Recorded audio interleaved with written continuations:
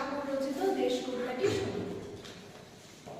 দেশ মানে তো আপন ঘরে আপন জনের বাস, এক বন্ধুর কাঁধের উপর আর কারো নিঃশ্বাস। দেশ মানে তো নানা ভাষায় নিবিড় ভালোবাসা, অজানাকে জানার বলে উজান স্রোতে ভাষা। নানা ধর্ম, নানা বর্ণ, নানা রকম বেশ, নানা ভাষায় এক সুরে গান, সেই তো আমার দেশ।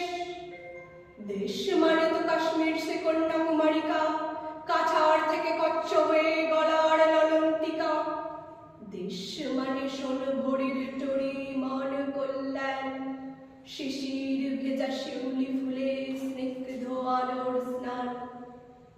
আমার মধ্যে বাঁচবো আমি